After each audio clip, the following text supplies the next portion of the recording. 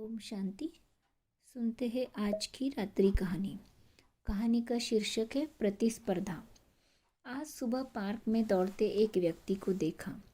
मुझसे आधा किलोमीटर आगे था।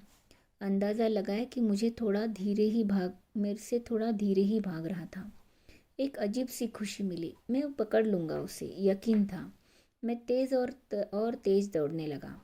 आगे बढ़ते हर कदम के साथ मैं उसके करीब पहुंच रहा था। कुछ ही पलों में मैं उससे बस 200 कदम पीछे था। निर्णय ले लिया था कि मुझे उसे पीछे छोड़ना ही है। गति और बढ़ाई, अंततः कर दिया। उसके पास पहुंचा और उससे आगे निकल गया। आंतरिक हर्ष की अनुभूति हुई कि मैंने उसे हरा दिया। बेशक उसे नहीं पता था कि हम दौड़ लगा रहे थे। मैं जब उससे आगे निकल गया, एहसास हुआ कि दिलो दिमाग प्रतिस्पर्धा पर इस कद्र केंद्रित था कि घर का मोड़ छूट गया। मन का सुकून खो गया। आसपास की खूबसूरती और हरियाली नहीं देख पाया। ध्यान लगाने और अपनी आत्मा को भूल गया और व्यर्थ की जल्दबाजी में 2-3 बार गिरा। शायद जोर से गिरने पर कोई हड्डी भी टूट सकती थी। तब समझ में आया, यही तो होता है हमारे जीवन में।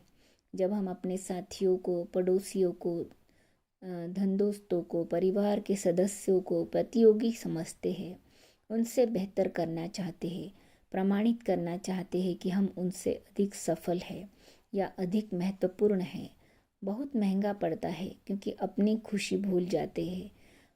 अपना समय और ऊर्जा उनके पीछे भागने में गंवा देते हैं। इस सब में अपना मार्ग और मंजिल भूल जाते हैं कि नकारात्मक प्रतिस्पर्धाएं कभी खत्म नहीं होंगी। हमेशा कोई आगे होगा। किसी के पास बेहतर नौकरी होगी, बेहतर गाड़ी, बैंक में अधिक जमा। तो हर एक का अपना अपना पार्ट है, हर एक की अपनी अपनी जिंदगी है। उसी में खुश रहे, संतुष्ट रहे। सुनते हैं दूसरी रात्रि कहानी। कहानी का शीर्षक है लालच।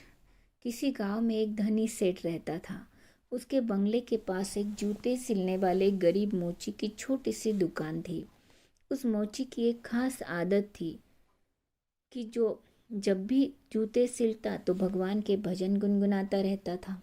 लेकिन सेठ ने कभी उसके भजनों की तरफ ध्यान नहीं दिया। एक दिन सेठ व्यापार के सिलसिले में विदेश गया और घर लौटते वक्त उसकी तबीयत बहुत खराब हो गई। लेकिन पैसे की कोई कमी नहीं थी। सो देश विदेशों से डॉक्टर, वैद्य, हकीमों को बुलाया गया, लेकिन कोई भी सेठ की बीमारी का इलाज नहीं कर सका। अब सेठ की तबीयत दिन प्रतिदिन खराब होती जा रही थी। वह चल फिर नहीं पाता था। एक दिन वह घर में अपने बिस्तर पे लेटा था। अचानक उसके कान में मोची के भजन गाने की आवाज़ सुनाई दी। आज मोची के भजन कुछ अच्छे लग रहे थे। सेठ को कुछ ही देर में इतना मंत्रमुग्ध हो गया कि उसे ऐसे लगा कि ये साक्षात परमात्मा से मिलन करा रहा हो। मोची के भजन सेठ को उसकी बीमारी से दूर लेते जा रहे थे। कुछ देर के लिए सेठ भूल गया कि वह बीमार है। उसे अपार आनंद की अनुभूति हुई। कुछ दिन तक यही सिलसिला चलता रहा। अब धीरे धीरे सेठ के स्वास्थ्य में सुधार होने लगा। एक दिन उसने मोची को बुलाया और कहा, मेरी बीमारी का इलाज बड़े बड़े डॉक्टर नहीं कर पाए, लेकिन तुम्हारे भजन ने मेरे स्वास्थ्य सुधार दिया। ये लो 1000 रुपये इनाम। मोची खुश होते हुए पैसे लेकर चला गया। लेकिन उस रात मोची को बिल्कुल नींद नहीं आई। वो सारी रात यही सोचता रहा कि इतने सारे पैसों को कहाँ छुपा कर रखूं और इनसे मुझे क्या क्या खरीदना चाहिए। इसी सोच की वजह से वो इतना परेशान हुआ कि अगले दिन काम पे नहीं जा पाया। अब भजन गाना तो जैसे वो भूल ही गया था। मन में खुशी थी पैसे की। अब तो उसने काम पर जाना ही बंद कर दिया और धीरे धीरे उसकी दुकानदारी भी चौपट होने लगी।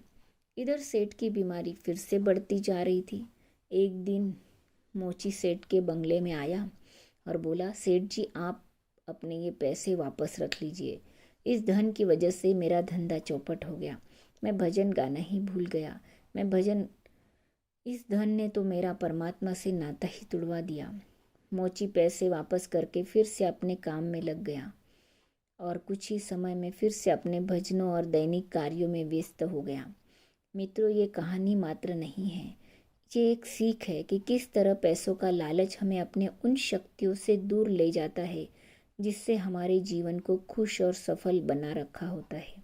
हाँ, अगर आप अपने पास आए धन को अपने दिमाग में न घुसने दे, उसे किसी सत्कर्म में लगा दे या कहीं इन्वेस्ट कर दे, पर अपने दिमाग पर हावी न होने दे, तो फिर आपकी जीवन गति सुचारू रूप से चलती रहेगी और आप अपने जीवन को एक सही दिशा दे सकेंगे। अच्छा, ओम शांति।